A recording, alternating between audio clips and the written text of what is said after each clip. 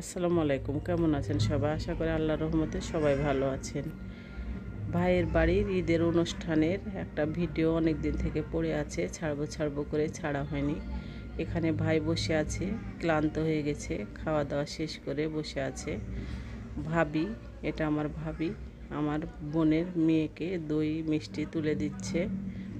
আপনার খাওয়া দাওয়া শেষ। এখানে আমার আম্মা বসে আছে, আমার আম্মা খুব অসুস্থ। এটা আমার ছোট খালার মেয়ে, সে খাচ্ছে। ওরা ঢাকা থেকে এসছে। খাবার দেখুন কত নষ্ট হয়েছে, প্রচুর খাবার নষ্ট হয়েছে। আপনার এখানে একদম শেষ ব্যাচ এটা।